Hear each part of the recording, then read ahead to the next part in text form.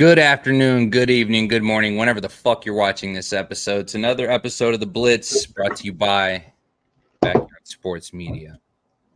Got Gary Freeze in the house. How are you doing tonight, buddy? Doing good, man. I'm starting to feel a little optimistic, but I'm still waiting for the other shoe to drop. I'm a jaded fan, but we'll get there. We'll get there.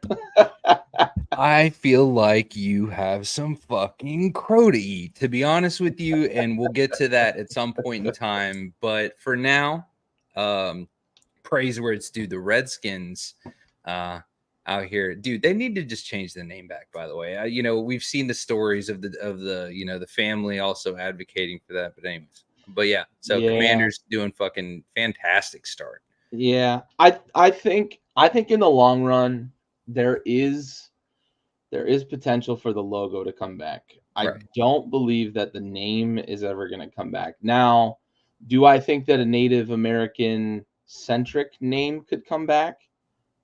Possibly, but not the original name, honestly. I just don't see that coming back.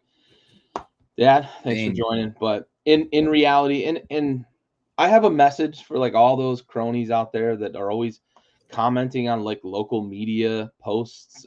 Just bring the Redskins back. Just bring the Redskins back. There was literally somebody who said they could lose every game the rest of the year, but as long as they bring the name back, I'll be happy. Like, shut the fuck up, dude. Like, go find somewhere else to fucking go. Honestly, like, don't at all associate yourself with this football team because that's fucking ignorant as shit. It really is. Like, I understand the attachment to the name, right? My high school mascot was the Redskins. They just recently changed theirs because New York State threatened funding. And I've been a Washington, now Commanders fan my entire life, essentially. I don't remember ever rooting for another team. And even I've come to terms with, I literally have a tattoo of one of the old Redskins logos on my body. And it's still like, I get why they changed it, right? Like, money is what changed it. It was the same thing. So I don't want to take this too far, but real quick aside, my high school and local high schools in New York State, and I know that the Washington team and other outlets have done these polls across the country of like native tribes and native people and like ask them like, do you find it offensive? Do you have a problem with them using the name, et cetera, et cetera, et cetera. My high school was actually able to kind of kick the can down the road because like I grew up in Iroquois Nation and we would constantly get support from like local tribes of like, yeah, keep it, the logo, keep the name, keep this, keep that. And it wasn't really a problem for them. And the two people that led the lawsuit really have taken advantage of a lot of native tribes. However, in the NFL money rules all, and FedEx had threatened to remove sponsorship from the team if they didn't change the name. And that's where the money, when you start impacting pocketbooks in the NFL, that's when change happens. The name's not coming back. The logo might come back. The family's actually like advocating for the logo to come back. They don't care about the name. Bring the logo back. Keep it the Commanders. Like, Commanders is not a terrible thing to link to like native culture, right? Like, whatever it may be. If the logo comes back, cool. If not, whatever. Just fucking move on. Like, it's so silly to hear people all the time complain about it because like you're not going to bring it back. You're not going to change it. Your comment on local media isn't going to change anything. Just support the fucking team. We're fucking good. We've been good for a month. This is the first time in a long time we can say that. Just fucking enjoy it. Do you guys hear this genuine excitement? The genuine excitement in this man's voice. Man. And what a week it was. What a week it was. And kind of starting out green down the block. Down the whole fucking block. This was kind of easy pickings. Dallas in New York. Dallas takes the dub. It didn't feel like it was going to be that way for a little bit, though, to be honest. And that's something else that just continues to concern me with the Cowboys. So, again, I'm really loving the silence from the fucking Weedham boys of the world because, again, just la la land. Man. Yeah, that doesn't feel like a good football team right now. They may figure it out, but they have a lot of problems. They don't have weapons outside of CD. They don't have a running game. Dowdle's not the answer. Zeke and his washed ass is not the answer. They did talk about the fact that it's been exciting for sure. They did talk about the fact that they considered kicking the tires on Henry, but they couldn't afford him. And that's what happens when you pay a quarterback and a wide receiver and your offensive line and DeMarcus Lawrence, and you've got Micah Parsons coming due, and you paid Trey Diggs. Like, you run out of money, right? The cap keeps going up, but if you're constantly paying guys at the top of the market, which is what the Cowboys have done because they have talented guys on the roster, you have to cut corners elsewhere. And we're starting to see the fruits of that with both the Cowboys and the Chiefs, right? And we'll talk about the Chiefs in a little bit, but you're starting to see the fruits of that when it comes to you have to hit in the draft. The Cowboys haven't necessarily done that. They've got some talent on that roster. Dan Quinn maximized that defense the last few years. They don't look great this year. And they miss, I think they miss Dan Quinn quite a bit. And I know that yeah. I forget who stayed behind. But we knew that this was going to happen. It's trouble. And they brought in a guy who's supposed to be a defensive guru, but Mike Zimmer hasn't been good on the defensive side of the ball since he was with the fucking Bengals under Marvin Lewis. Like, he just hasn't been that guy. He ruined the defenses in Minnesota. He wasted Kirk Cousins and one of the most high-powered offenses in the NFL during his tenure there. It's a mess, man. And I don't know what's going to fix it for Dallas. There's no easy fix because they don't really threaten you defensively, and they don't really put pressure on you offensively. It's going to be you're looking at probably a 9-win team at the top end and maybe a 7-win team at the. I think they're going to be good enough to win 7 to 9 games. That's kind of where I have them, especially right now. Yeah. Same. It's kind of ridiculous, but it is what it is. Dak is not a guy. I talked about Josh Allen as being like a 10-win quarterback, right? And I know right. I may not be in the majority, or maybe not everybody agrees with me, but like, I know that Dak's not a 10-win quarterback. Dak doesn't win you 10 games without people around him, and that's what we're seeing right now. He's continuing to show that he's overrated, and so we're on to Cincinnati, where they get a W in North Carolina. And it looks like the rust is kind of shaken off, I think, for Joey Burr. Looked a lot smoother. Again, just kind of getting into a good cadence. The one thing that is constant here for me is that there's still zero protection for Joey Burrow. He can't get a fucking block to save his life. He can't get a block. He's going to have to front somebody's salary. I mean, what are the other options? Yeah, it's a concern, and they've put a lot of resources into the offensive line the last few years. How many more hits you want that kid to take?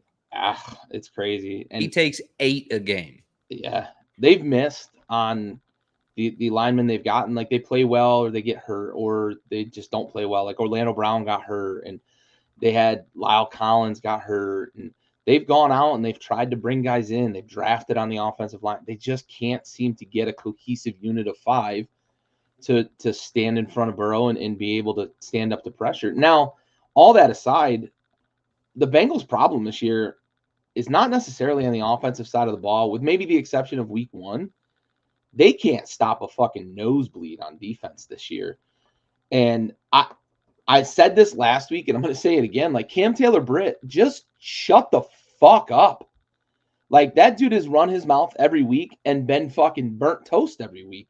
He's gotten a lot of good looks at nameplates on the backs of fucking jerseys. Like, just shut up.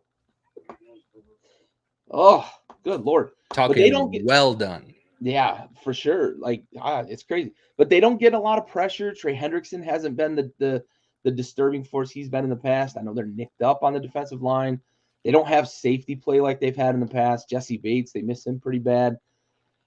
It's not, and Lou Anarumo is a guy that I think most people respect and think can get the most out of a defense.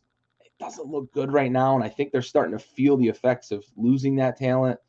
Knowing that team is not willing to front money and keep people, they're struggling to pay Jamar Chase. It's kind of a shit show there in Cincy, the T. Higgins debacle. Like, but the problem's not on offense, man. They gave up early points to Carolina, and Carolina was threatening to kind of make it a close game again in this, and that's not a good offense. I know Andy Dalton kind of brought him a spark, but whew, I'm softening a lot on Cincinnati in the AFC North, mostly because of that defense, man. It's tough to watch. Nicely done.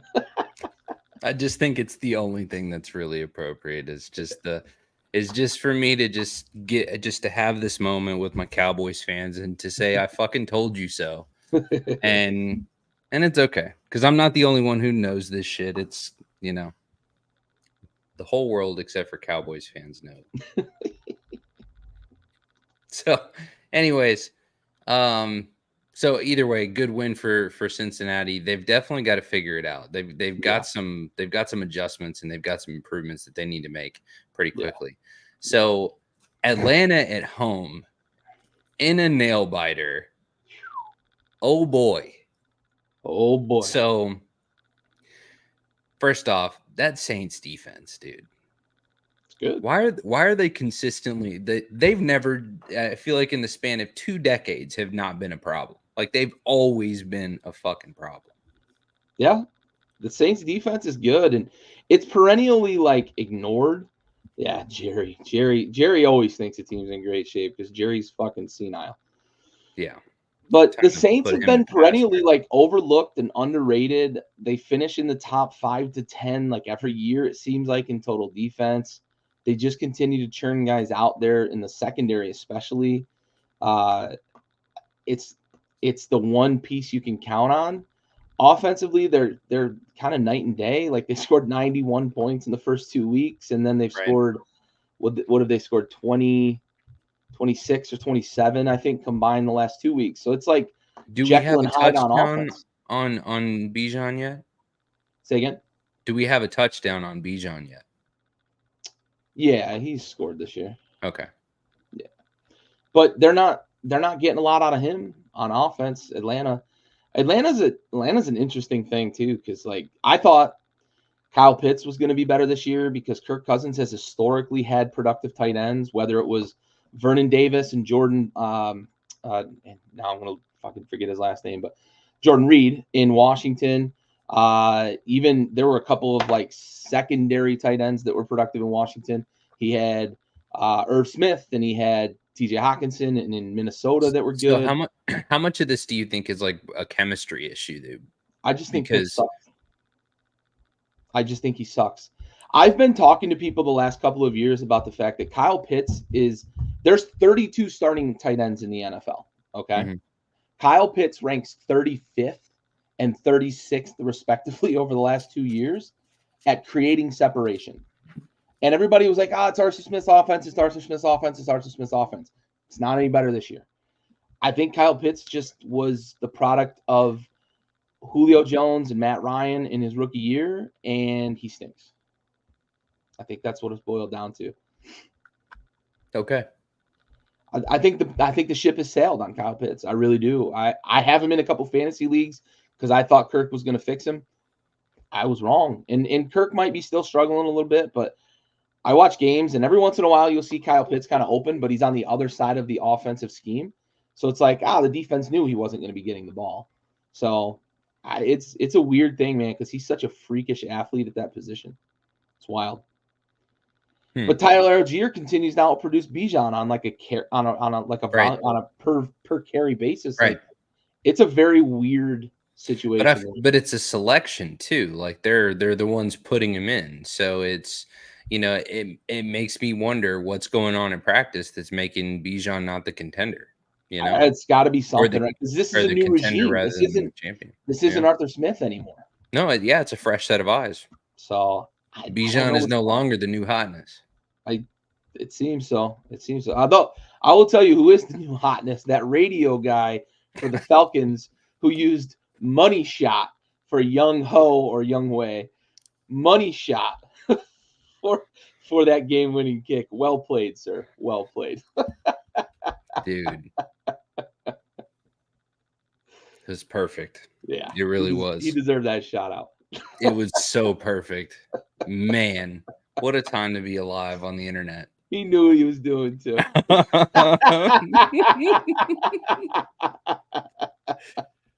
I mean, in that thing, once it was up, I was like, oh, it's so low. But I was like, oh, it's going so far. Yep. Oh, That's his he's career got it. long too for a game winner. Yeah. At Yeah. home too. Atlanta keeps winning games though, man. They win tight games. They've done it. Yeah. And Good for them. that's a solid matchup right there Yeah. is the Saints and the Birds, you know, as far as like playing field where they're probably at right now as far as competitive wise. Anyways, so Houston, Jacksonville, and it didn't like I feel like for 90% of this fucking game didn't at once feel like this was going to be Houston's game. Nope. Jacksonville did what Jacksonville's been doing, man. They are a bit of an Disruptors. enigma. It's like quarter to quarter, drive to drive. Yeah. They're a very different team. Yeah. It's ugly there. I think Dougie P's probably going to be the first coach fired this year. I wouldn't have thought that to start the season. I picked the Jaguars to win the division, so obviously I wouldn't have thought that to start the season. It's not good. It's ugly, and we're on Bill Belichick watch. He has connections to Jacksonville. He was part of kind of the consulting process for getting Doug Marrone hired down there when he got hired, and they're looking for a strong personality. He has connections with Shad Khan. Tony Khan, who's Shad Khan's brother. We're on Bill Belichick watch, I think, in Jacksonville after an 0-4 start. Who'd have thunk it? I wouldn't have starting the season, honestly. I mean, it's bad. They've got talent there. I think we're at the point now, though, that we've got to stop fooling ourselves about Trevor Lawrence. Well, yeah, so that was exactly where I was going with this is preach it. What are we doing with Trevor Lawrence? Like, where are we at as far as this is no longer Trevor, this is no longer not Trevor Lawrence's fault. I think we're at that point, man, that I think we got to stop fooling ourselves about Trevor Lawrence. I don't think he's going to be the guy who had the pedigree coming out of high school.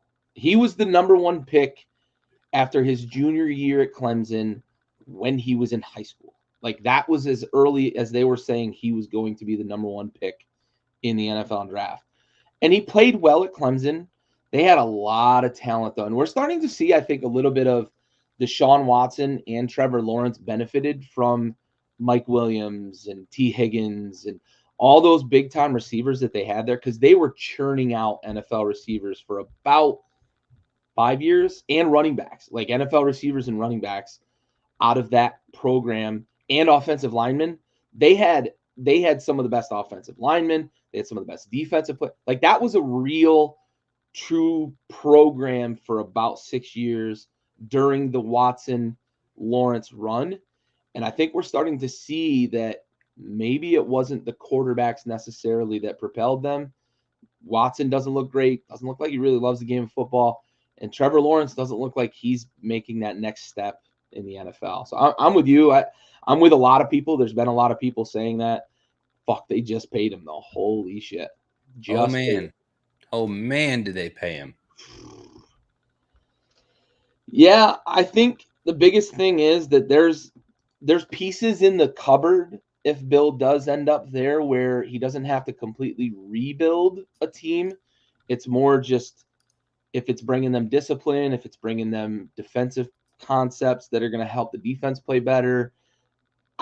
Maybe he can bring Billy O with him if he can talk him out of Boston College.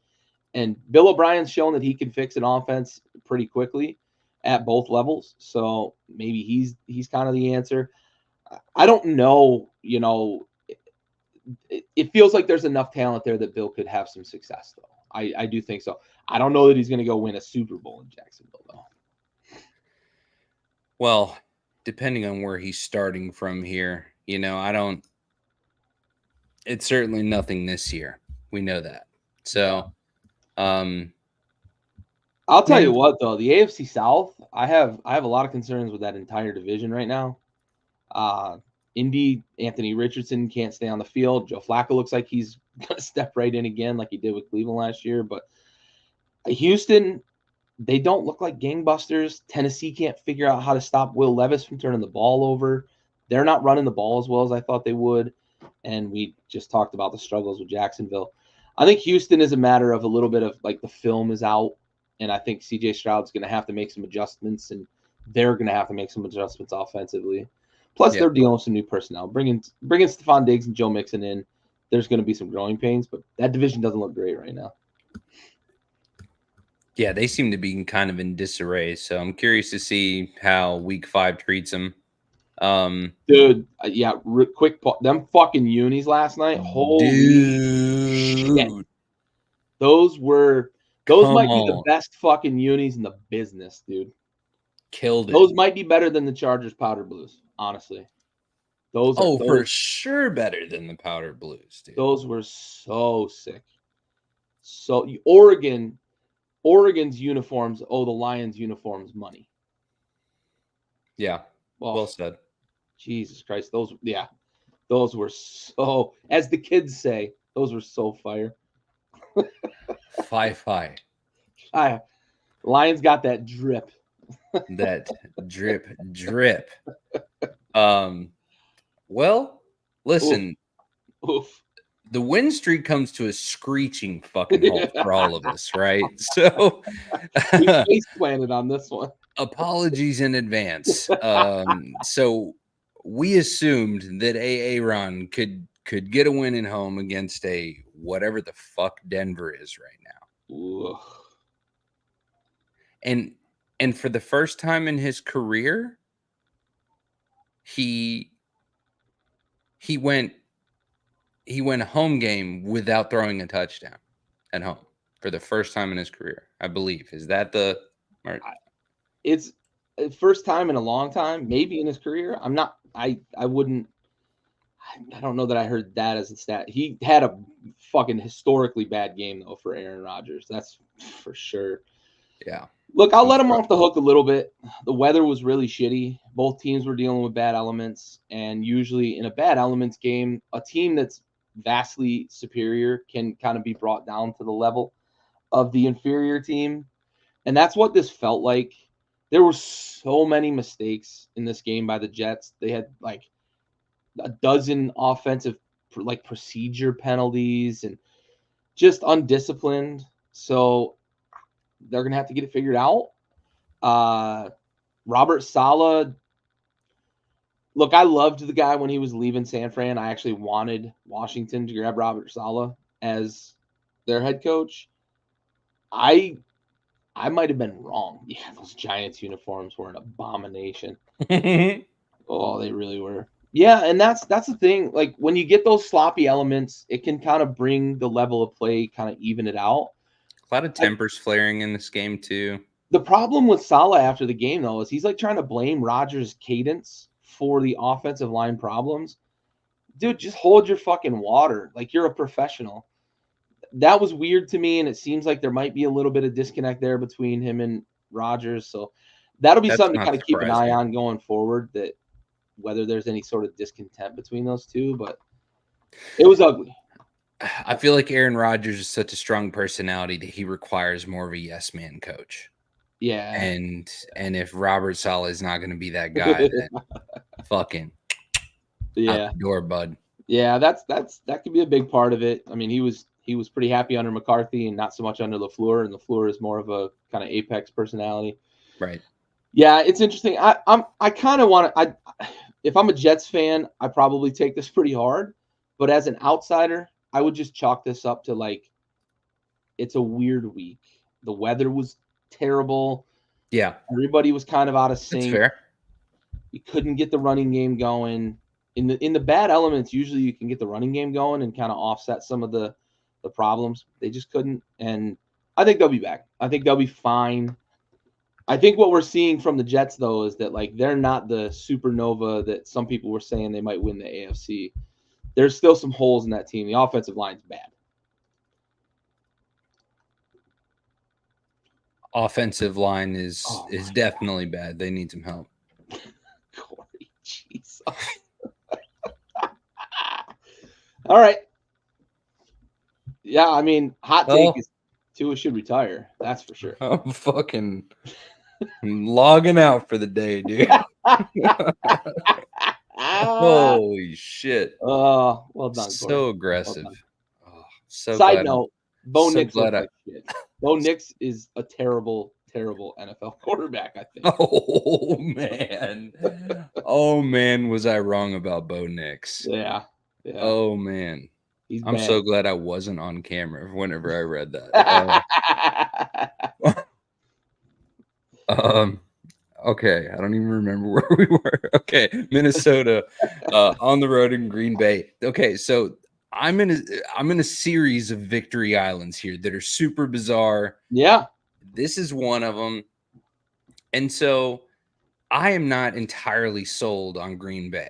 And nor am I on Minnesota, to be fair, but I have a lot more confidence on the momentum that Minnesota has coming into the week. And that's pretty much why I chose Minnesota. It was definitely a lot more like surface level selection. Sure. Maybe the strangest part of you being on an island on this is how high I've been on Minnesota. 100%. I was so surprised. Yeah. So this was really, it came down to me is like Green Bay's the home team. That was really it. I thought that they would split home and home. I was wrong. Sam Darnold, I said it jokingly the first week. I said it jokingly again the second week. I said it less jokingly last week, and I say it even less jokingly this week. Sam Darnold might be the NFL MVP. Like, what the fuck are we doing right now? This dude is on fucking fire. And he and JJ have absurd chemistry. Sam Darnold's going to get paid off the back of this season. And it's probably not going to be in Minnesota because they do have JJ McCarthy that they just drafted. But somebody's going to give Sam Darnold a bucket full of cash this offseason. And we are starting to see with Darnold and Geno Smith, especially, that Jets franchise during that fucking time frame was an absolute embarrassment because those two have gone on now. Darnold was okay with San Francisco last year, but he's been awesome with the Vikings this year. And Geno's doing well up in Seattle, in case you forgot. Yeah. And good for Darnold, Dude. Still got it, dude. Still out there just fucking slinging that just pigskin. Fun. Just out there getting it done. And then throwing to Justin Jefferson. I'm sure that's got to be a fucking blast, right? That helps a little bit. Little bit. Yeah. A little bit. Another random island here. And this one I'm kind of surprised on. Only because I do feel like you've given Indy kind of benefit of the doubt here. But again, I have full faith in Justin Fields, but Indy at home is always tough. Yeah, and I sort of thought, I think I speculated even during the show last week. Because they're on a very similar playing field, I think. Yeah, I speculated last week that you had picked Indy probably because they were the home team. They're pretty even teams. I thought the defense was going to give them more problems than it did. Even though they had a good game, they did knock Anthony Richardson out of the game. Joe Flacco came in and the offense instantly improved. I don't have to worry about eating crow on Anthony Richardson, it doesn't seem. But the Pittsburgh offense was kind of weird and clunky this week. Yeah. And Justin Fields overcame a lot of issues. And Mike Tomlin even brought that up, like when he faced adversity, he thought he overcame. This was a weird, sloppy game that even in the end, like Justin Fields kind of willed this team to have a chance in the end. Now they didn't get the job done, but yeah, Flacco, like go Blue Hens, right? Just laying that whole baby arm out there, dude. Again, right. Still got it. The old. He did make the joke. He did make the joke after the game too that Anthony Richardson's mother is 8 days older than him. 8 days. Yeah, that's the difference between Flacco and Richardson in terms of age. So, but no, like I think Indy's gonna be more trouble with Flacco under center than Richardson because Richardson you can kind of play. You basically have to play two levels of defense against Anthony Richardson. It's the deep ball and it's the run game at the line of scrimmage because he's going to run the ball or he's going to throw it deep. He doesn't really have a refined passing game. Joe Flacco, very different quarterback. Obviously, he's not running around out there like Anthony Richardson, but he's going to be able to hit you at all three levels of the pass game. So I think he changes the dynamic for that offense. Josh Downs is probably the biggest benefactor of that, and we saw an instant impact in that game for Josh Downs. any of you fantasy owners out there that either have him stashed on the bench or if he's in free agency for you, go pick him up because Flacco and him seem to have some chemistry. Definitely solid advice there. All right, onward, and this is a, you know, it's a three-sided loss here. The Bears.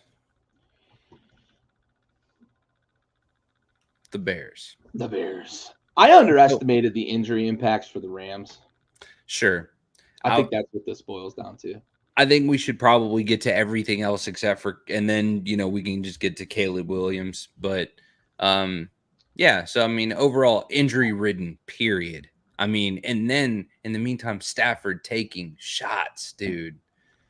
Fuck. Yeah, He's missing another one that I want to scan at his brain here in 20 years. Yeah.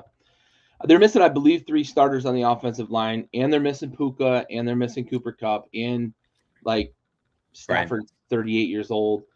But the Rams were in this thing. That Bears defense is really, really good, too, on top of the fact that they're missing all that on the offensive side of the ball. On the other side, I don't know what yet to make of Caleb Williams because he's looked really bad for long stretches of games, and then you get what he did late in this game as well, and he did it last week. You start to see him kind of warm up and get tuned up late in the game, but you know, you got to start to see consistency from him. There's flashes. You're like, God, it's in there. It's in there somewhere. Yeah, I feel like quarterbacks like this are always super diva-ish, right? And so a lot of it is like obvious things like cadence, but I think a lot of it too is also just kind of their own mind space where they'll just get too cerebral about shit, and then they're just not able to make shit happen. And then in the moment when it's time, the pressure's on, they go right into autopilot, and then it's a 2-minute drill that they've done 1 trillion times on a field, and they're comfortable with it. It's, I don't know. Like you said, there's glimpses of it, and I don't know what to make of it. So I mean, we've got a few people on. Here we go. We got, Corey. Stafford needs to use the shit out of his sleep number bed and take some dude. Yeah. If he's going to end up getting put down for an elderly-esque nap here pretty soon by some fucking lineman if he's not careful, because he's still, Yeah. Back to Caleb, though. He's still holding the ball too long. That's a rookie thing. A lot of rookies do it. He did it in college, too. And it's probably going to be a very hard habit for him to break because he used to be able to just dance around. College athletes and NFL athletes are very, very different. Like, there's a lot of NFL players that you know in college that they're going to play in the NFL, but they also are like 20 pounds lighter and not nearly as strong, not nearly as fast as they're eventually going to be in the NFL. He can't do that sort of stuff, and we still see it from him, holding the ball too long, taking hits that he shouldn't, and trying to hit the home run all the time. You just can't play that way in the NFL. Right. 100%. Well, and ultimately it comes to stick time, right? So regardless of whether or not you were a 5-star in college or high school or whatever, when you're dealing with somebody in the league, they've been through most of that already too. Yep. You know, and so you're nobody new, and you're just another head for them to fucking take off. Yep. So, and if Caleb's not careful, his ACL is going to be next. On to Tampa Bay, who gets a dub at home. And Philly is another one of these kind of anomalies because, one, Jalen Hurts is dog shit. Yeah. Like, I'm tired of anything other than that, okay? Jalen Hurts is absolute dog shit. Like, I won't praise Dak, but bruh, Dak over Jalen 10 out of 10 times, 15 out of 10 times. Yep. I think that they're going to struggle, obviously, losing Jason Kelce on the offensive line, everything else that we expected to happen. But, man, Saquon Barkley can't save them. Dude, Sirianni needs to be looking out for his job, I think. Yep. Because there's way too many threats on that team to be that bad. Yeah, and part of the problem is they aren't healthy. Andy has brought up a few times the difference in Hurts's numbers. Hurts's numbers with and without AJ Brown, they're very different. And that's a reality, right? When you lose your number one receiver, you never want to lose your number one receiver. When you lose your number one receiver, who's also one of the 6 best receivers in the league, AJ Brown, it's hard to make up for. But also, like, I'll talk about Jalen Hurts in kind of the same breath that I did talk about Dak. Like, they are not 10-win quarterbacks. They are not quarterbacks that are going to elevate a team through adversity. Jalen Hurts can't read a defense yet. He's a 6th-year pro.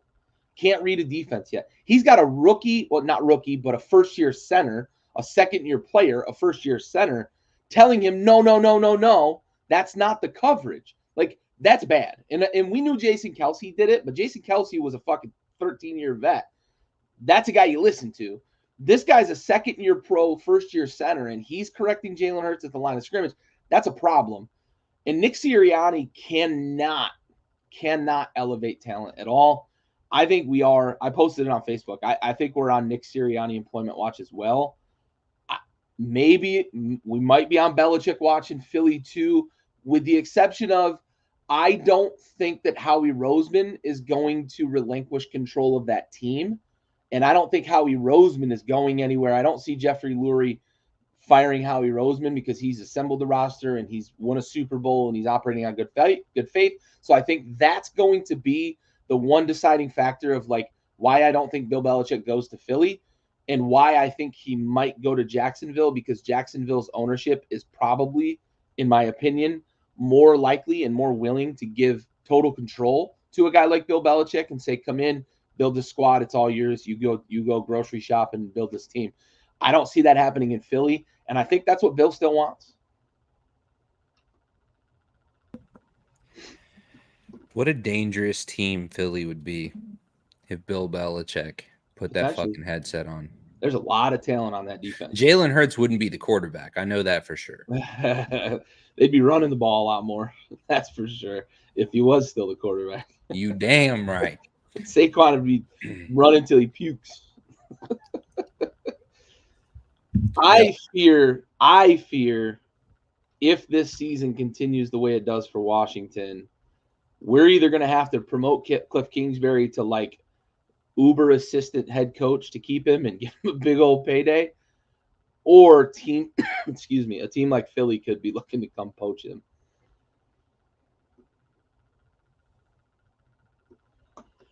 They're going to want an offensive-minded coach, I think. Yeah.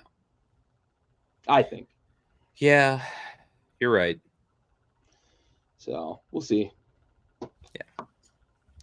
Tampa, though, I don't want – we talked a lot about Philly. You know what? Fucking Cliff Kingsbury fucking deserves Philly. Fuck that guy. He's doing good with Jaden.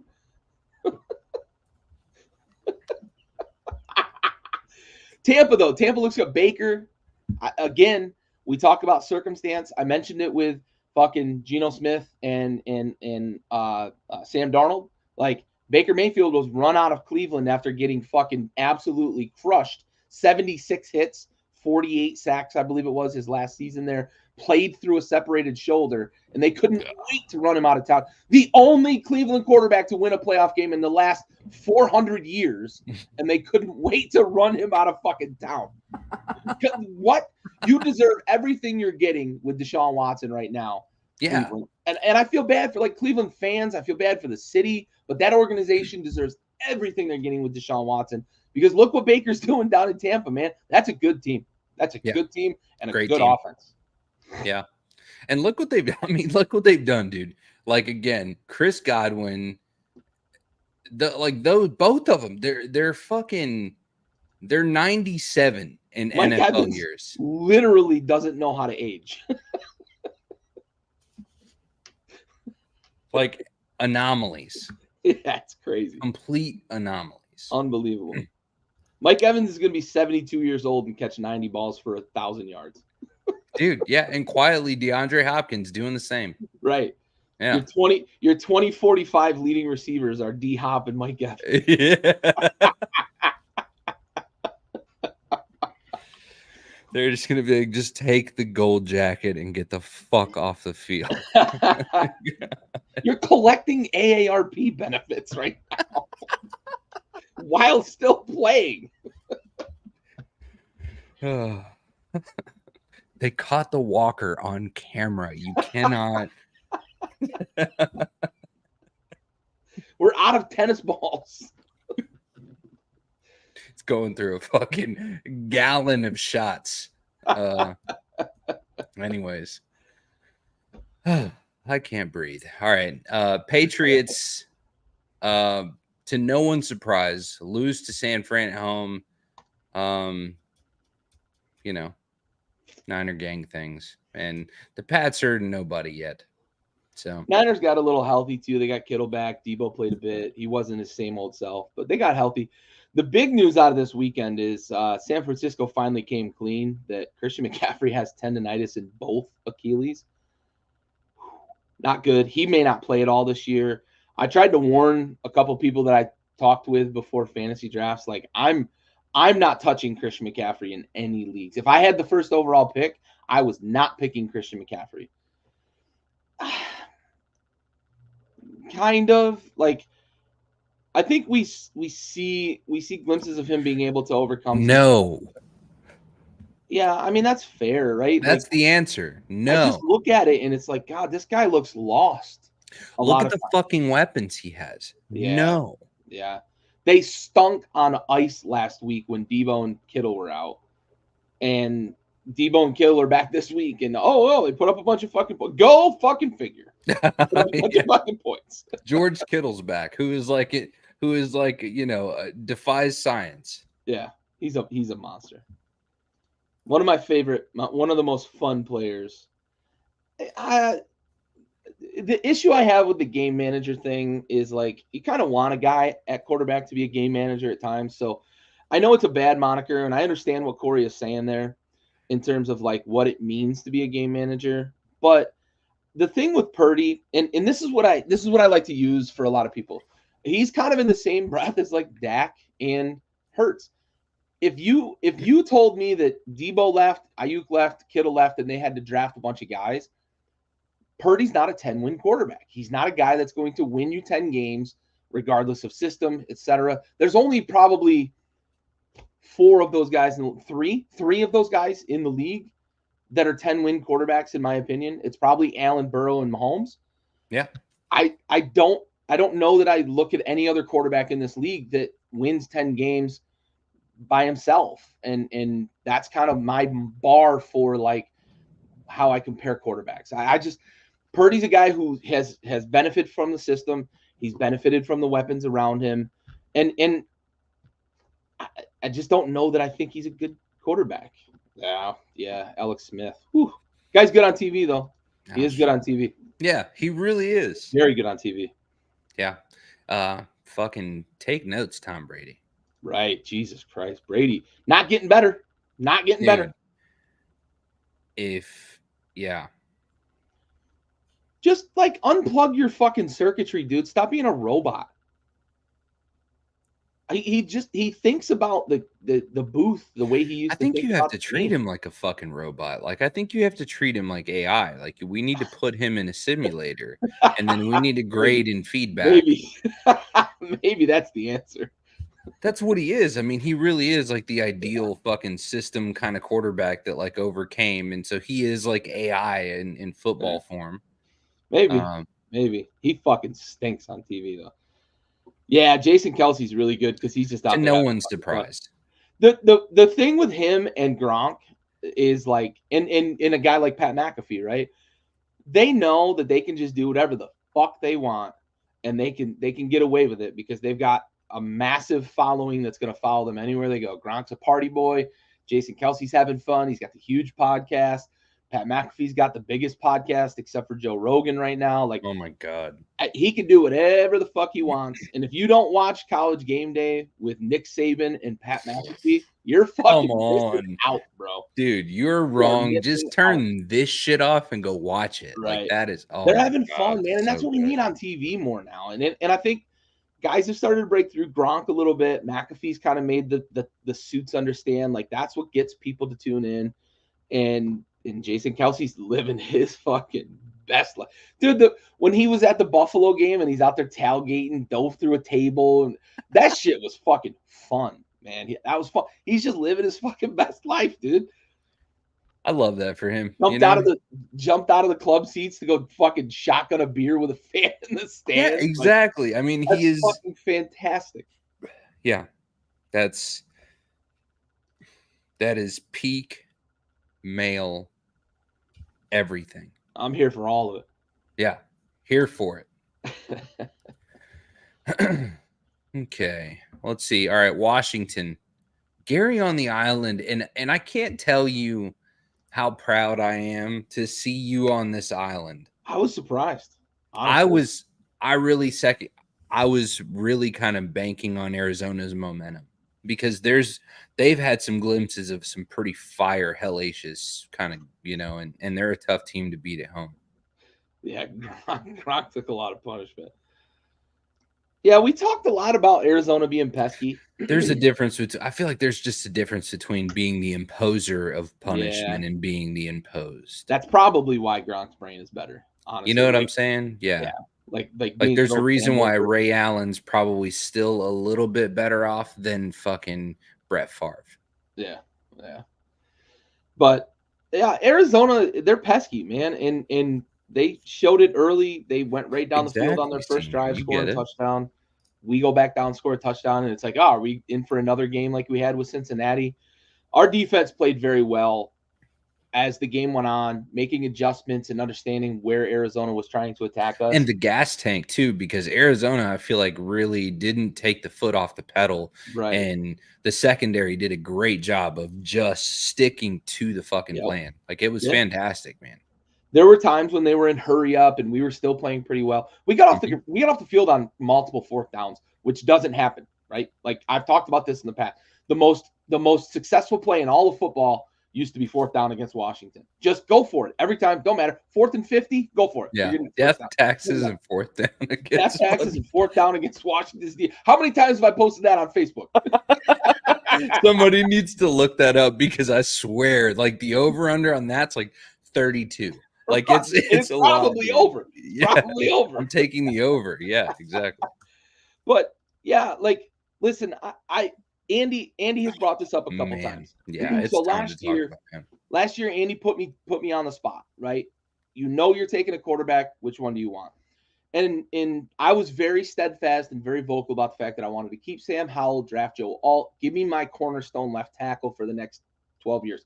Joe Alt looks great out in LA. He's fine. But put on the spot, I wanted Daniels because 50 starts in college. He won from the pocket in college. He ran for a lot of yards, but if you look back at kind of what he did as a runner, it was in the pocket, and then he would take off when the play broke down. And he used to be able to just outrun people. He had a lot of like 40 and 50-yard runs in college, which is where a lot of the volume of his yardage came from. But he won from the pocket, and that was the thing that kind of set it apart for me. I did not think it was going to be this good this early, though. He is confident. He's smooth. He gets through his reads. He's hitting the third and fourth read. I'm gonna bring up a throw that I couldn't, like, I just couldn't believe it. And I know I posted this in the chat. It was an unbelievable throw. And if it was Mahomes that had made the throw or Stafford, like, we would have heard about it all week this week. So it's a I think it was 3rd and 6 or 3rd and 7. And he's in the middle of his reads, and he gets to his fucking 4th read. Luke McCaffrey was his 3rd read on this route concept. He gets past McCaffrey because he's got a safety over the top, but McCaffrey cuts under the safety. Jaden has his hips wide open looking to the left, and out of the corner of his eye, he notices McCaffrey has beaten the linebacker, and maybe it was a DB, but he had beaten his cover man, and he literally just like shifted his shoulders, made the throw on a dime in a small window for a first down to extend a drive. I can't tell you how next level that throw. That's like Rodgers off platform. That's like Mahomes at times off platform. Yeah, Josh Allen. That is a next level throw. Like there's like bachelor's class, there's master's class, and then there's like that's like PhD level throw in a situation where you needed to convert a first down. Yeah. That throw right there, like the Terry throw, the 2 throws last week to Terry against Cincinnati were great. Nasty. That throw though, it blew my fucking mind. And like from that moment on, that is sort of where I was like, yeah, I think I'm a believer now, man. I think I'm a believer. Yeah, Gary's a fucking LSU fan, is what I'm learning now. I guess. Dude, I don't blame you. Listen, this kid is unbelievable. He really is, and I know the play that you're talking about, and the thing that kind of fucks me up about football and quarterbacks in general is kind of like how much goes into their footwork, right? But to see what he's able to do, just throwing footwork out the window, just there's an opening, I have a split second to get it there, you know, and then on top of that, you're a fortune teller. You're guessing where he's going to be in 2 seconds. And man, it's just incredible. And the one thing that I've noticed, and I'm, again, still what I would consider to be a novice to the sport of football, is like watching quarterbacks take their reads. And usually the people that I see do that are Mahomes, people that have the big protection, right? And so watching him go through his reads is insane because he's going quickly and then he fires. Like his response time is immediate. If he's going through I watched him go through his second read, and by the time he goes up, his hand's already up because he knows the 3's a go. And it's incredible. His cadence, he seems to be in like a perfect flow with his team. Man, like ideal start for Washington this year. Yeah, it's wild. And you know, I just it's hard to embrace as somebody who's been jaded for so long. Also, so jaded. One more time, I'm going to let people out there know that wasn't a no-look throw. There's so many people that have called it a no-look throw this week. Oh, my God. He fucking looked at McCaffrey when he threw it. Just because his helmet was facing one direction. Thank you, not a fucking no-look throw. Thank you, fucking no-look throw police. Jesus. Oh, my God. Christ. I need to create a slide just for you. That's the no-look throw police segment. I'll demonstrate what a no-look throw is. You said that shit about, who was it? Mahomes, Stafford, fucking. Yeah, it was yeah, for sure. And the last time you said that shit to me, I busted your ass about it because you were wrong. No, I wasn't. No, there was a zoom in fucking in this particular one. His helmet was this way and his eyes were this way. That's looking at the receiver. What are you talking about? It was the Cooper Kupp. It was the Cooper Kupp. I know what throw you're talking about. Dude, no, dude. He was not looking there. Yes, he is. No, he wasn't.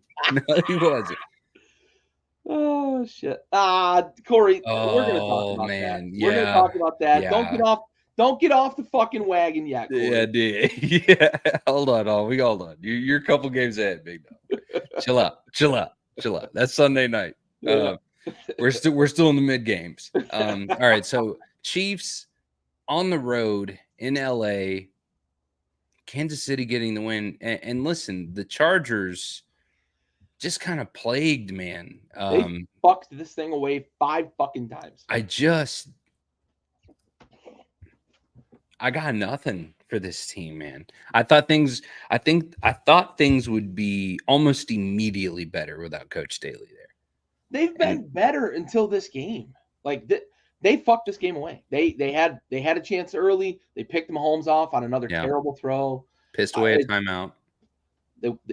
And they missed field goal, of course. Fucking go figure. And they go for it on 4th down in the red zone and don't get it. And everything was going kind of their way. And you go into half 10-7, and you're like, where the fuck did we lose this game? Well, that's where. Right.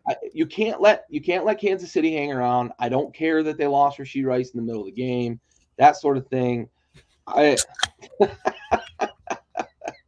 Nice.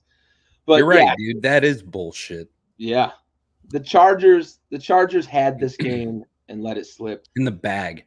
That's a bad loss. That's a fortunate win for Kansas City, but a bad loss for them in the fact that they lost Rashee Rice, and they're going to struggle to replace him. Oh boy, yeah, that is trouble. That is Friendly danger. Will fire, Robinson, too. yeah. Friendly fire.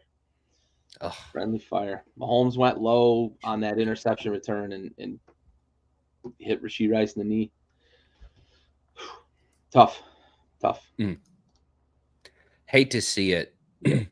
Another odd one to add to my Winter Islands here is Cleveland losing to the Las Vegas Raiders.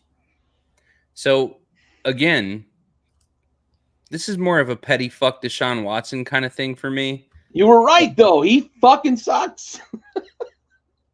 And I just, again, these are evenly balanced shitty teams as far as like where they're at rank wise. And so, you know, You're home team absolutely right. advantage. And again, Deshaun Watson is not a good quarterback anymore. He's not.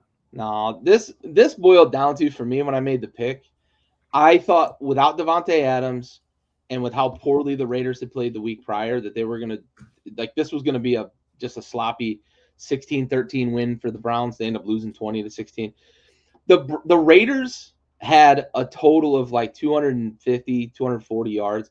Gardner Minshew was 14 of 24 for 130 yards, and they won this fucking game. Just a mess. The Browns are bad. The Browns are real bad.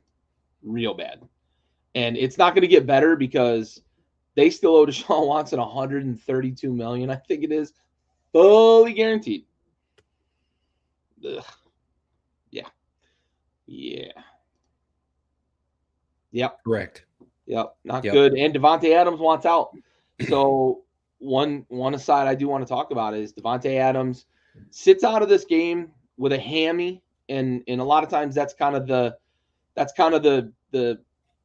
default injury. My hamstring, whatever, for guys that are discontented. And then we learn today that Devontae Adams has let the Raiders know that he would prefer a trade than to remain on the team. Very interesting because he kind of forced his way out of Green Bay to the Raiders, but with Derek Carr gone, I think his loyalty to the Raiders is starting to wane. I think he's starting to hate the losing, hate the offense not being good. There's going to be suitors, and the Raiders have said that they would listen for a second-round pick, which I think is a fair price for a guy that probably could still be a top 10 wide receiver in the league. It seems he's starting to kind of fade a little bit, but it might be quarterback play. Maybe you can get him back into that top 5 range. Jets come to mind immediately. They've got a guy in Hassan Reddick who's not happy. It could be player for player, and maybe you get a lighter pick. Corey says Jets. Yep, could be the Jets. Oh, man. I've heard Buffalo floated, but they'd have to do some gymnastics with their cap. Pittsburgh, another place. They've got a little more cap flexibility. But I don't think that they can just kind of do a straight. They'd have to figure something out there with a little bit of gymnastics. Washington has been a big one that's been floated out there. I'm here to tell you, if they trade for him and they figure it out, I'll be very, very happy. But on the surface, I don't want to disrupt a good thing right now. I really don't. I don't want to add another personality to the mix right now because Jaden Daniels has completed the highest percentage of passes of anybody ever in a 4-game stretch to start a season, ever. Not rookies, ever. Anybody, ever. Tom Brady, Peyton Manning, none of them. Drew Brees, none of them have completed at the rate that Daniels is. He's throwing touchdowns now. That was kind of the knock the first 2 weeks, that he'd been very conservative and wasn't throwing touchdowns. I don't want to disturb a good thing. I'm not knocking Devontae Adams and kind of who he is, but I'm here. If you put me on the spot to say whether I want Devontae Adams in Washington, I would say no.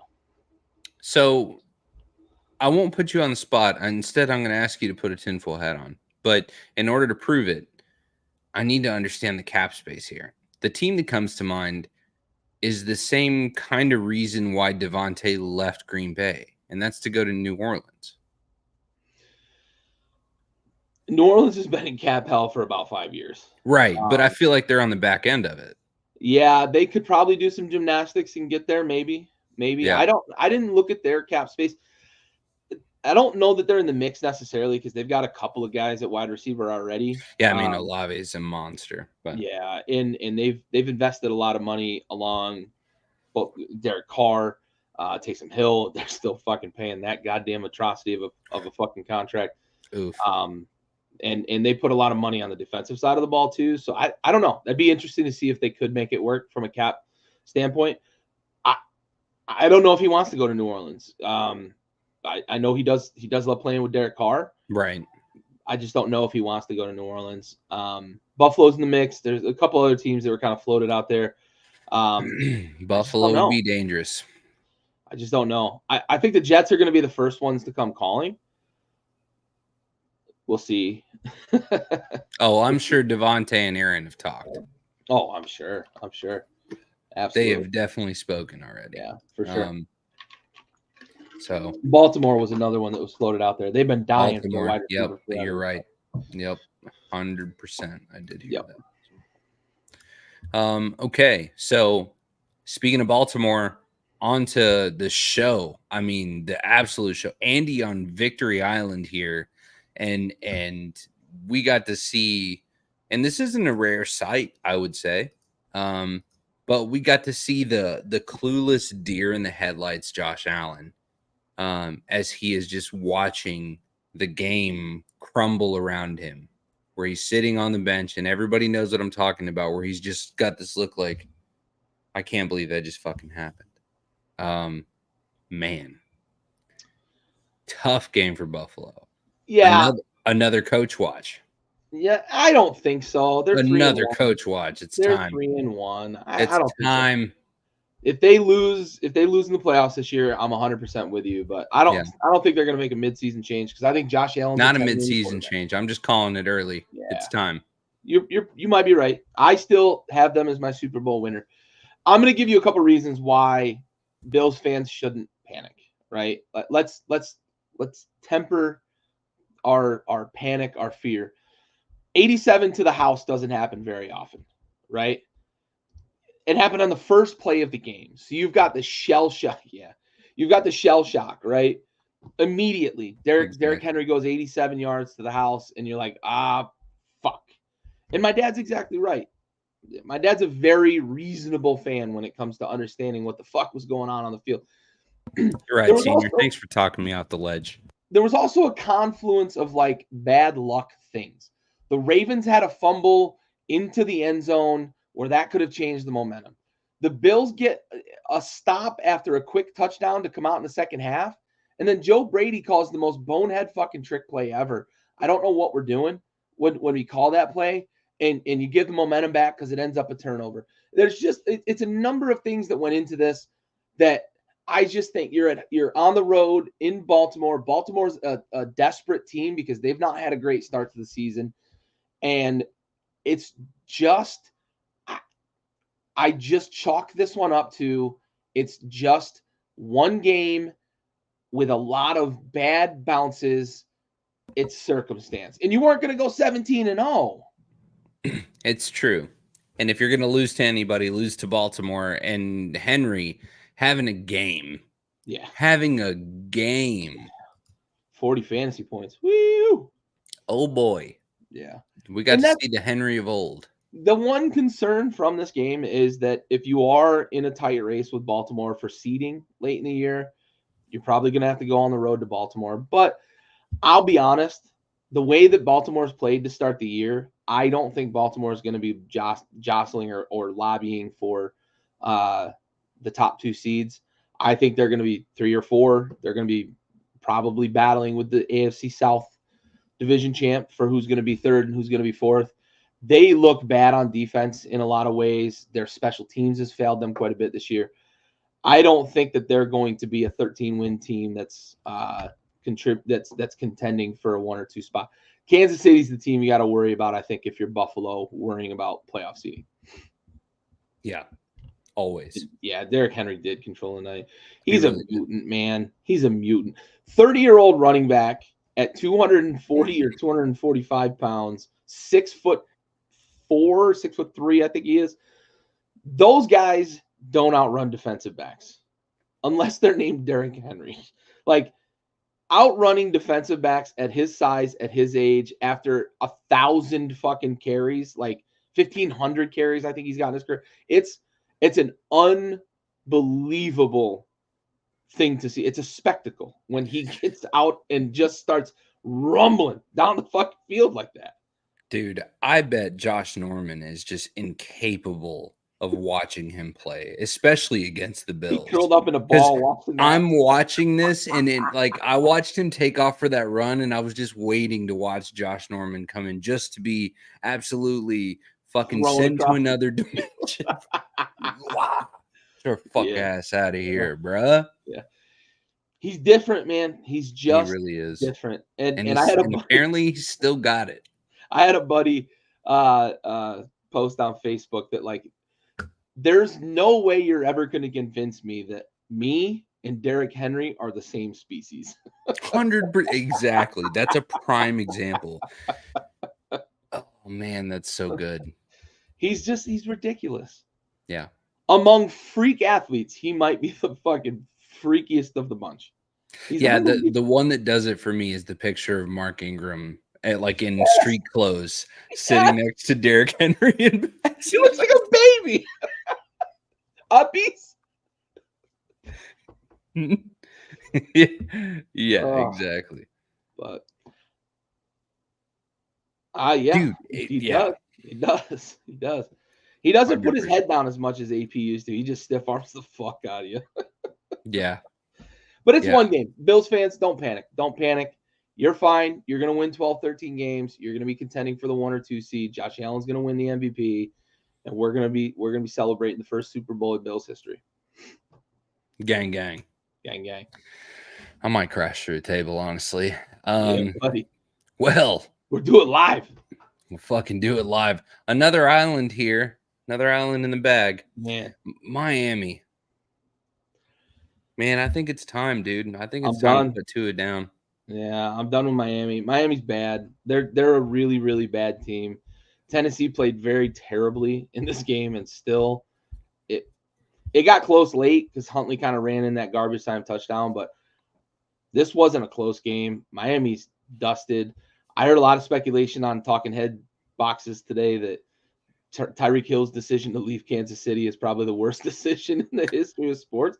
And I mean, other than living in Miami, living in South Beach, and having 47 kids with 52 different women, bruh. Yeah, I can't find a reason to disagree with that take. Like, he was on a trajectory in Kansas City, and it's tough now. Yeah. Oof. Yeah. Well, it does remind me of Marley and Me because the dog dies in the end. So I just, what a shame.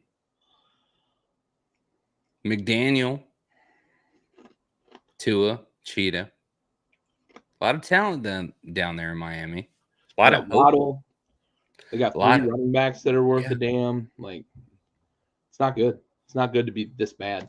Yeah, I mean, kind of kept Raheem. I mean, Raheem Mostert is quietly becoming Frank Gore 2.0, dude.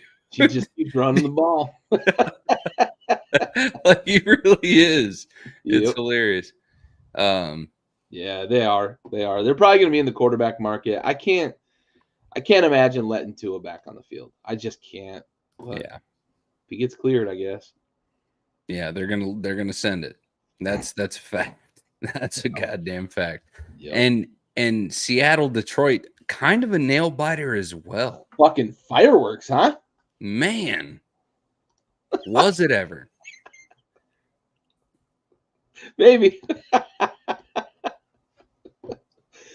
It's like stocks, but with children. Yeah. Invest in South Beach High School football. It's like, CDs and bonds. In about 17 years, there's going to be a lot of exactly. Down there. Exactly. Exactly. Oh man, this just in. This guy fucks. But yeah, Detroit, Anyways, so yeah, Seattle, Detroit. barn burner of a game, a lot of offense. So, like the the Lions set a bunch of records last night. So, uh, Jared Goff set the record for most completions without an incompletion, most attempts without an incompletion in a game, 18. Uh, he and Amon-Ra St. Brown became the first duo to throw passes to each other for touchdowns in a game. That's a wild stat. Yeah. And then Him and Mark Jared Goff. Andrews. What's that? Goff and Andrews. Yeah.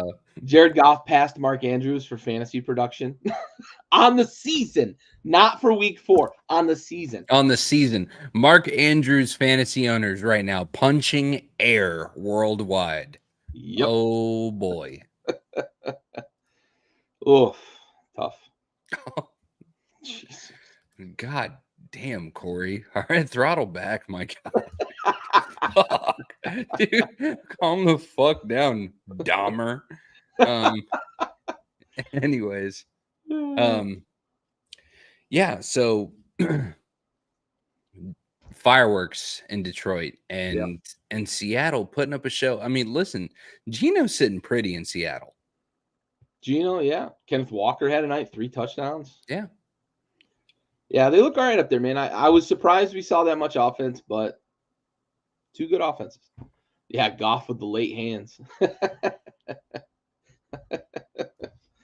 That was a pretty throw by St. Brown too. Up over, had to kind of rainbow it over the defensive. Yeah, I think had it a was good arch to it. Yeah, it was a good line.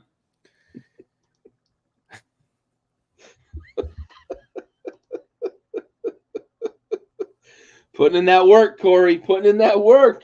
I just feel like you're like a constant test of my fucking camera face, and I just can't with you. I just fucking can't with you, Corey. I can't. All right. All right. Especially now, it's the most important part of the show. It's the most important part, Corey, and you know because you've been on this show. You've been probably 1,000 comments on our episodes at this point. You fucking psycho, and they're always like borderline just off. You know, I don't know if I should just like thank you for being such a supporter for so long, or also just like, you know, have you committed. But I do want to get to the most important part of our show. So for those of you guys that don't know, we are a veteran-owned sports podcast, and myself and Gary served together on the same ship. He was actually my mentor. And so we thank you guys for watching the show, and we dedicate every episode to a fallen service member in our Folds of Honor sponsor segment we call our Salute to Service.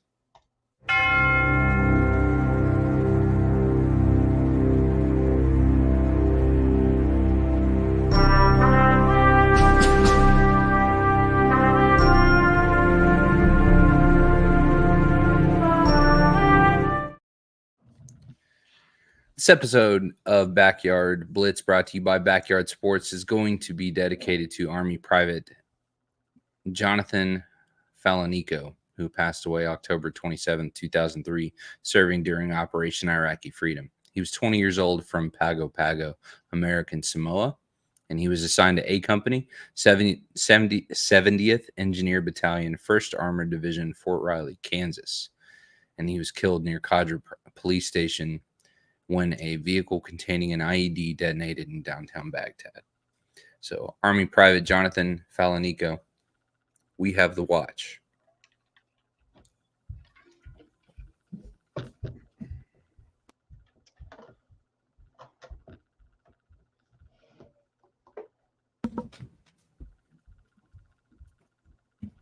And with that dedication in place, we are on to NFL Week 5 preview. The picks are in, the season totals. And real quick, just wanted to just subtly flex here. 12-4. That's a week. Have a week. Have a week, bud. Have a week. 12-4, dude. Not 1, not 2, not 3, but 4 islands where I was the solo victor. You know, I'm not one to toot my own horn, but yes, the fuck I am. I'm So fucking bringing up the rear bad too. I had a bad first month. We got to regroup here. I don't want to offend Andy by saying this, but I do feel like, Gary, you probably know the most about football out of all three of us. And with you having the worst record, it really, with me having the best record, it's almost more offensive. Yeah.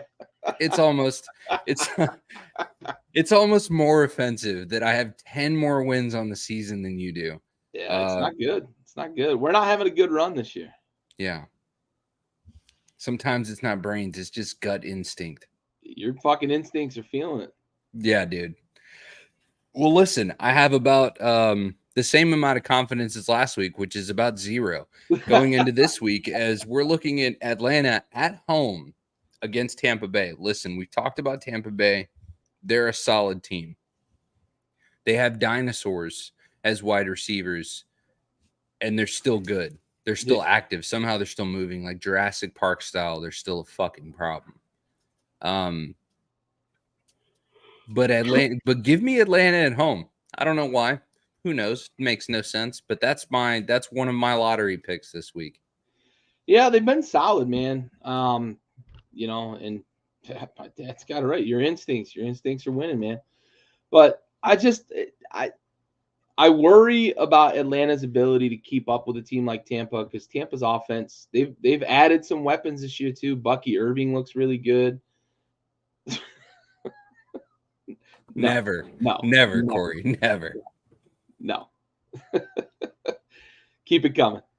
But I think Tampa's probably going to do just enough to get this done. If anybody's going to win a tight game at home, it's Atlanta, because they've done it all year. But I think Tampa's got those two wide receivers that are a problem. They can run the ball, and defensively, I think they can give some problems to Atlanta's offense. Keep Kyle Pitts doing Kyle Pitts things, and keep Drake London off the board. Listen, I don't deny that Atlanta's kind of dog shit still, despite getting the new head coach. But yeah, it's weird. It's weird. Yeah, down there. it's my Nostradamus fucking upset alert. You know what I mean? That's really what it is. Live on that island, man. I'll do it.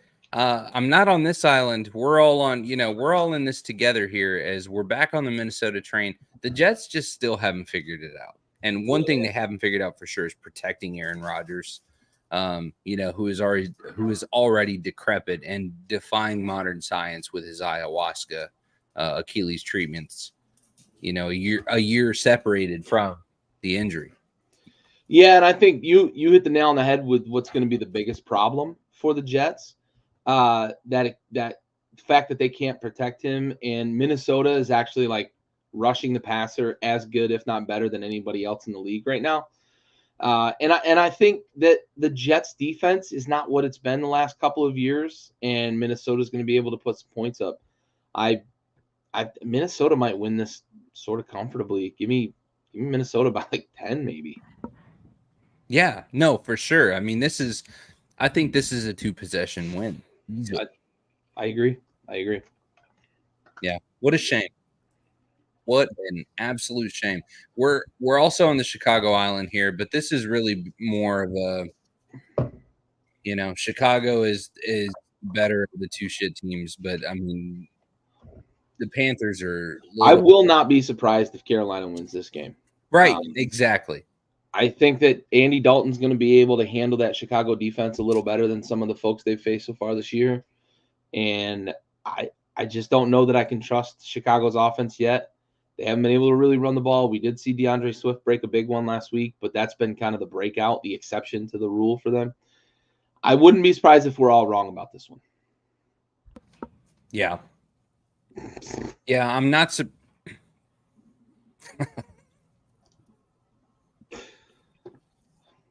I wouldn't admit I've been talking to Diddy.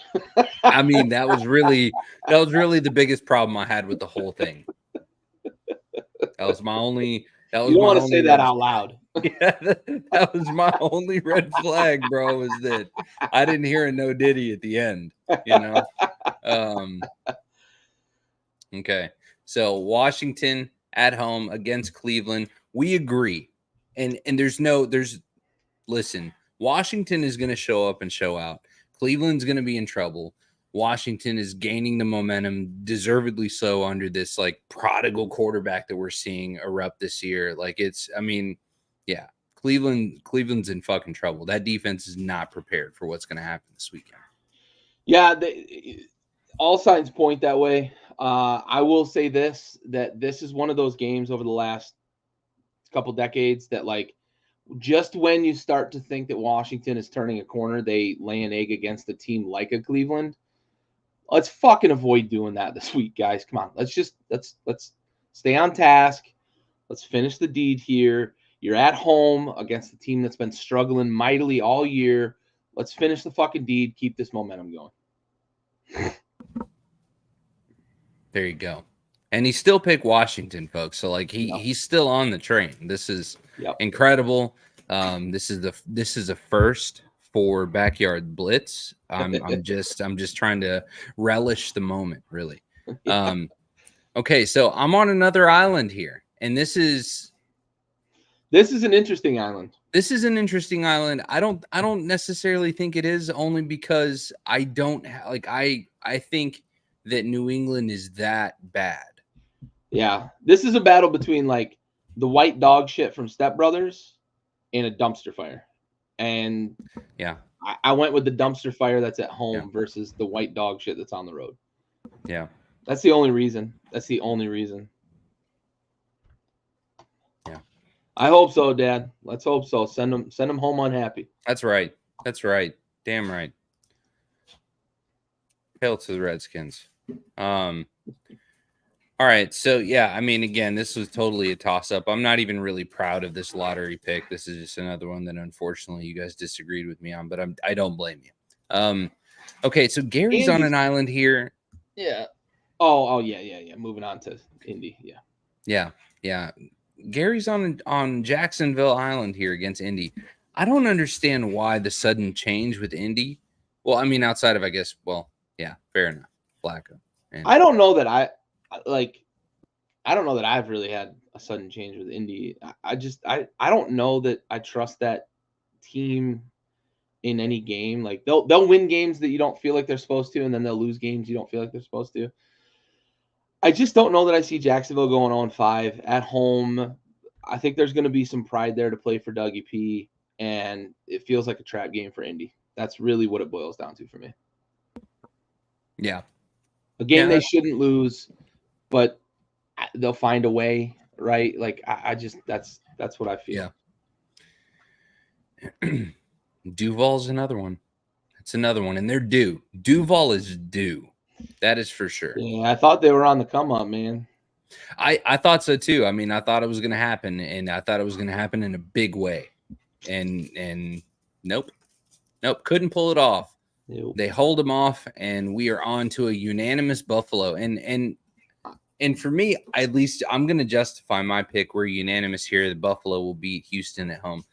I'm surprised that this was unanimous. No way, dude. I am surprised. Why? Why would you assume? Because I know you're not assuming Andy's going to pick Houston. So Andy's big on Houston, and he's been kind of out on Buffalo. I was surprised. I thought after last week, though, really? I thought he would definitely be the one to pick Houston. Yeah, dude, I've been a huge Houston. It's true. He's the sunshine bro. So I've been a huge advocate for Houston, but last week really kind of scared me. Mm-hmm. It made me realize that, all right, the game tape's out. You know, he's been kind of exposed. He's going to have to change his game up a little bit. He's going to have to, we're going to have to revisit the drawing board here in Houston. Now, listen, D'Amico is the guy to do it. That is, I have not lost any faith in Houston. And so by not picking them, that is simply not, the case. But purely, Buffalo is my pick to win the Super Bowl. So, I mean, that's kind of where I'm at. Yeah, I think it's a factor of two things. I think Houston has been a little bit exposed. I think the tape's out there. I think we're starting to see Stroud in some of his limitations, but I do think he's going to be able to overcome it. I think he's a steady enough guy. I think he's a savvy enough guy. He's going to be able to kind of evolve his game, and they'll get better. Their offensive line play has not been great. They also missed Joe Mixon, I think, and Joe Mixon is, I think he's going to be back this week. If not this week, he should play next week. So I think they'll enjoy having him back as well to kind of counterbalance the pass game. I just more or less like Buffalo's going to be pissed, and they're going to be on a warpath. If you're a daily fantasy player, pick Josh Allen and bet the farm cash on that the Bills check, this right? week. Like, The bounce just cash back is that going to be check. crazy. 4 total touchdowns for Josh Allen this week. Yeah. I'm saying probably 3 throwing and 1 Yeah. running, and just bank on that, because I think Josh Allen's going to put on the cape, and it's going to be warpath this week. Yeah, it's going to be fucking 300 yards and 4 touchdowns. Like, it's going to be stupid. Yeah, it's going to be big. Yeah, he's going to have a lot of frustration to take out, and honestly, Houston is unfortunately just the fucking team. They're just in the way. Yeah, exactly. Yeah, it's going to be a tough week in Houston this Sunday. So Baltimore on the road in Cincinnati, and this one is always going to be special, right? Yeah. And so we've got a house divided, and you're riding with Joey Burr, and I waffled hard on this one. I waffled so hard on this. Yeah, this wasn't a slam dunk. The Baltimore game for me was so impactful. I mean, just how they were able to kind of manage the game, keep the game under control, all of that. And now, granted, I think the big difference between Cincinnati and Buffalo is the run game, no doubt. But I think that if Josh Allen, if they shut down Josh Allen, I imagine that they're going to be able to put adequate pressure on Joe Burrow. And you know, it's really more of a knock on the offensive line than anything in this. This is the part of it that I think that Baltimore's defensive line is going to be absolute mayhem for the Cincinnati offensive line. That's fair. I look at it like this. I'm going to say the same thing about this game that I was said to Bills fans just a minute ago. Like, you can't look at last game and think that that's going to be the way Baltimore's going to play going forward, because they almost did what they've done all season. If Buffalo hadn't called that trick play, I honestly think Buffalo might win that game. They had momentum, and Baltimore had that look in their eyes of like, the trick play was fucking unbelievable. It ruined the game, and I just don't look at Baltimore and think like that's a super scary team. Their offensive line is fucking terrible. If Cincinnati can tackle Derrick Henry, I think they're going to have a chance to win this game. And I trust Joe Burrow late in the game more than I trust Lamar Jackson. Give me Cincy at home. If this was in Baltimore, I might pick Baltimore. It's that close to me. But I think Joey Burrow is going to get this done. This was definitely a toss-up. And again, like I think I want Joey Burr to win, but honestly, my pick, I feel safe with Baltimore, at least on this week. Sure. But and again, it's a toss-up. Sorry, it's fucking Travis Kelce. Oh, dude, it's Kelce. It's Kelce, and it's not even close, dude. Yeah, it's not even close, and it's not an inability to grow facial hair. It is purely the shape. Right. That's all it is. Travis Kelce's mustache asked to see your license and registration. Let's get that fucking thing off his face. That thing, fucking narc. Yeah, that thing. No, don't do that, Travis. Don't do it. Yeah, that mustache walks up to you at a club and says, "Hi, I would like 2 drugs, please." Fucking unbelievable guy. Unbelievable. Oh man. All right, so we are now looking at the Raiders. This is another island, and again, this is Andy on the island this time, though. I'm sorry? Andy's on the island this time, though. Yeah, this is another island. Andy's on the island in Denver, and I kind of waffled on this one too. I mean, listen, Denver looked okay.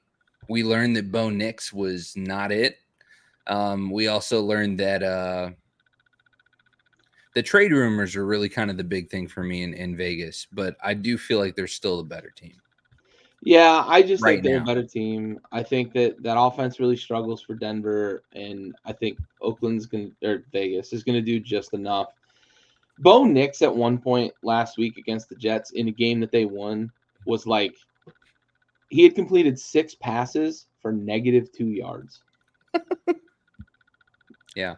Let me repeat that. He had Yeah. completed 6 passes for -2 yards. It's that college football bubble screen that always results in negative yards when you have a good defense. It's the only thing he's capable of, though. That's the thing. He is so limited as a quarterback. It's He's unbelievable. not an NFL quarterback. And I how don't think so. crazy You're probably right. is that? Because I mean 7-8 months ago I was like, dude, this guy could be a big deal. I think the Broncos got tricked into drafting him in the first round. Swindled. I think they had FOMO. Yeah. In a draft that was supposed to have a bunch of really good quarterbacks. They had FOMO and they took Bo Nix because they were last in line. Yeah. It's unfortunate.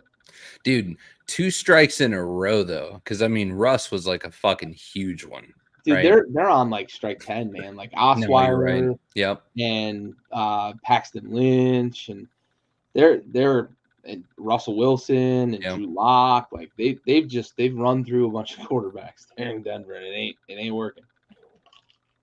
Yeah. I would imagine that Sean Payton's probably gonna retire again soon. Maybe. Arizona on the road in San Fran. And you know, we're unanimous here. I'm not surprised that we're unanimous, but I did waffle a little bit. There's something about Arizona this year.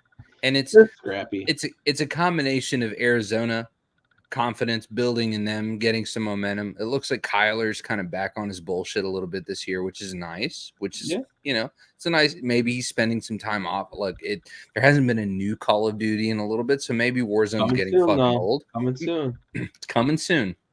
So we're on a limited time here. The holidays are coming up, and then Kyler's going to be fucking useless. So listen, you're going to have a decent like 3/4 of the season, basically, is what we're saying. About all you get.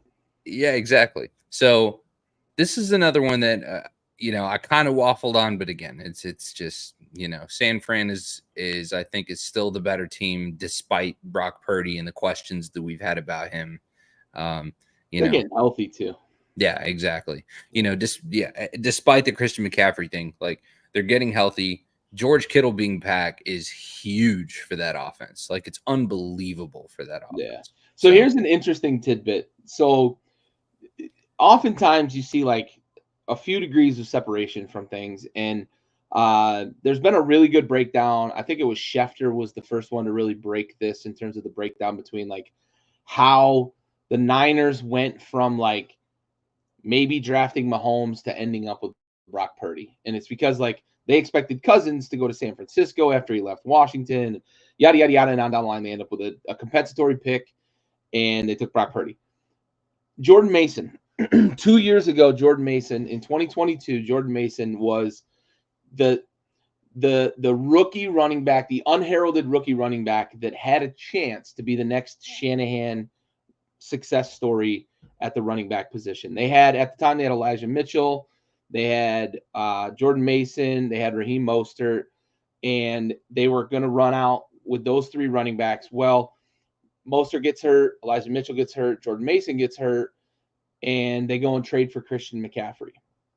Now they trade for McCaffrey. McCaffrey has a great end of the 2022 season, has a phenomenal 2023 season, can't suit up this year. And we now see Jordan Mason and why they thought he was the guy that could be the next guy in San Francisco. Only 2 years late, if Jordan Mason had stayed healthy in 2022, Christian McCaffrey may have never been to San Francisco. Christian McCaffrey may still have never played in the Super Bowl.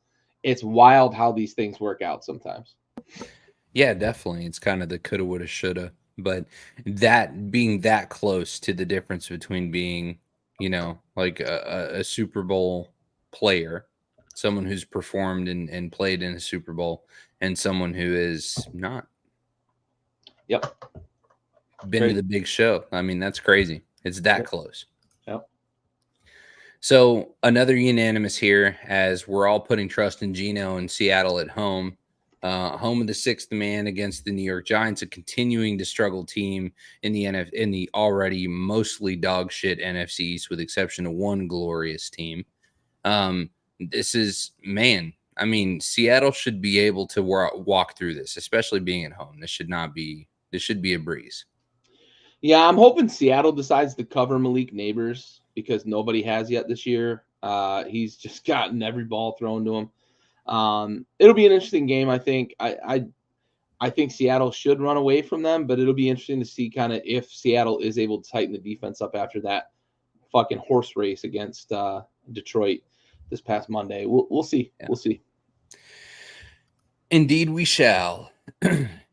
On to Green Bay. Green Bay is unanimous pick on the road here against the LA Rams. So Green Bay, again, despite everything, they're still I think when you're comparing injury-ridden, everything else, like Green Bay is still the better team here. And I think that LA is excuse me, is already in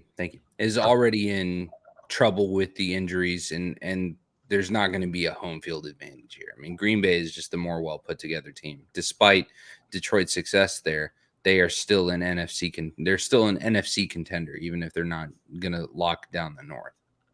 Yeah, and the biggest thing is the injuries with the Rams. Sean McVay's already come out and said that Cooper Kupp won't play against Green Bay, and Puka can't yet come back to play. So it's just too much to overcome. The offensive line injuries. Green Bay's defense has been playing pretty well this year, with the exception of Sam Darnold hanging brain on them last week. Jordan Love looks like he's getting back into shape. It didn't look good early. He was hobbled, but they got it going late. That's the big difference for me. The Rams are banged up.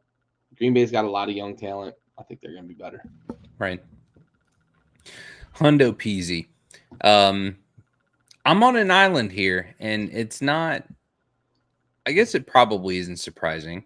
If I could change my pick live on air, I would. I waffled hard on this one, man.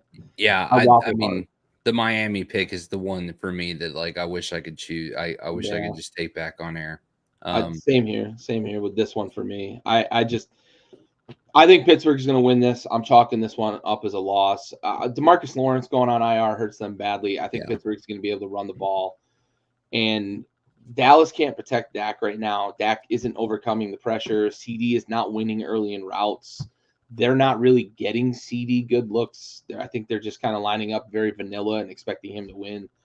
Pittsburgh's defense, I think, we might see Pittsburgh's defense rack up 6 sacks this weekend. That's my bold prediction. And quietly, Tomlin's just out here just fucking doing his thing, dude. Yep. He'll be 9-8. Yep. 10-7. Yep. They'll win a wild card playoff berth. It's the Tomlin way, dude. It really is. It does, man. It's what never gonna have a losing season. We thought it was gonna happen 2 years ago with fucking all the struggles they had, and they end up going fucking 8-1. Yeah, now they got Justin Fields. Yeah. So hopefully that's going to be a good turnout. And final game of the week, and this could be a dogfight, but New Orleans Saints at Arrowhead against the Chiefs, and we're unanimous here picking the Chiefs. So again, this could be a dogfight defensively. You know, we're talking about losing Rashid Rice. That's going to have some significant impacts on the offense. And this New Orleans defense is still just as hungry as we know them to be. Yeah. So this is going to be I think this is going to be a solid challenge. We're going to really kind of gauge where Pat Mahomes is on the season, I think, based on this performance. This is not one to sleep on. Yeah, this game could be the one that the straw that breaks the camel's back in terms of Kansas City needing to go out and find a wide receiver. If this game was down on the Bayou, I probably would have picked New Orleans, but it's in Kansas City, so I went Kansas City. I think it's going to be a field goal game one way or the other. Yeah. You know, like a 17-16, something along those lines, 16-14, something along those lines is what I predict for this game. It is going to be a defensive battle. Two good defenses, two offenses that are right now. New Orleans offense is floundering, but that might be the difference maker. It might be the difference, senior. It's so very weird every time it happens. It's amazing. But it's just, I don't know that I trust New Orleans offense against the Chiefs defense enough to pick them on the road. So Kansas City at home. Yeah, and that's pretty much the edge for me. I mean, listen, I think that Derek Carr is starting to build some chemistry in New Orleans. I think that again, that defense, like I've said a million times already, just on the show, that they're good. They're gonna be good. The Rashid Rice news to me is the biggest part that's contributed to my waffling at this point, because they're going to see a decline in that. They're not going to have the offense. I mean, this will be a tight game. This is going to be less than one possession, no doubt. Field goal seems appropriate. Yeah, with Kelsey kind of regressing too. It's who do they have left? Is it Xavier Worthy that's going to get more targets? Is it Juju? Is it who's? I know they're going to spread the ball around, but they're not going to have a choice, right? Yeah, I just don't know. I don't know who's going to pick up slack, because Rashid Rice was starting to emerge as like a real, true number one wide receiver. Right. Well, and we just asked the other day, a few episodes ago, if Travis Kelce's passed the torch, right? And as much as I've said that's, like I still kind of feel like that's cap, it's starting to look more like facts. Yeah, I mean, and maybe we'll see more targets for Kelce going forward, and we'll start to see some of the old Kelce, but hopefully he's just taking longer to shake the rust off. But I don't know I don't know if he's got the bullets left in the chamber, to be honest. I just don't know that he does. I would love to be proven otherwise. I think he's very distracted. I think the podcast life, I think Taylor Swift, personal life, I think that's a lot to do with it. And it gets harder as you get older with the amount of successes that you've had. It's very rare for people to be like Tom Brady and just for 22 years be the most hyper-competitive person that's ever lived. Hard to keep that up. There's no shame in Travis Kelce calling it a career. It's hard to keep that shit up, man. He's already a first ballot Hall of Famer. Yep. It is hard to exactly. I mean, when you have that much going on outside of the gridiron, that is exactly, that's, it's clearly 100%. Distracted. I mean, he hasn't been in the limelight like this ever, this, especially with Swifties on board. Well, man, that's the week. We got some buys, a couple buys this week. So that is the week. How are we feeling as far as, the weekend coming up of football? I think we're going to have some good matchups. We're going to get a chance to see some true colors of some teams as we're approaching the new week and, beginning to get closer to that third of the way through the season. Yeah, there's some fun ones, man. I always feel bad for the teams that have buys this early in the week or this early in the season, because you're talking – you take this bye and then you've got 12 straight weeks of 13 straight weeks of games after this. Yeah. Like, it's tough, man, playing 5 through 18 without any break. And we have 4 teams on bye. 4 teams they're and it isn't necessarily better if you have it in week 6, because then you've got 12 straight games. And it's tough, man. It's tough that the buys, the way they work out, and the NFL just continues to want to play 18 weeks and 17 games. We may end up with 2 bye weeks eventually, and I think that's going to be a lot better for teams across the league. But it's tough. It's tough to have a bye this early. So I feel bad for those teams. But there are some good matchups on the slate. It'll be another fun weekend of football, man. Definitely. Well, other than that, any other closing remarks to the episode before we put a ribbon on it? Man, let's go, Jaden. Keep it going, bud. Keep it going. Dude, Jaden, keep it going. And this weekend, do it for Dikembe. Do it for Dikembe. Do it for Dikembe, man. We lost a legend this week. I know this is not buckets, but man, we lost a legend. Yeah. So sad day for sure this week, losing Dikembe Mutombo. So rest in peace. Living legend in every sense of the word. So from all of us here at Backyard Sports, we appreciate you guys tuning in. We'll see you guys next week when we break down week 5 and start talking about week 6. Who knows what kind of a shit show we're going to be in for our next week. We think we know the answers. As we've shown here, we don't. But you do. You have all the answers. I guess. I'm just the asshole who's Christmas treeing the exam is really all I'm doing. I'm going Charlie out. That's exact. When in doubt, Charlie out. I am just Christmas treeing the Scantron, and I'm just spraying and praying, baby. That's all we're doing. But we appreciate you guys tuning in. We'll see you guys next week. Backyard Blitz brought to you by Backyard Sports. See you next week. We're out of here.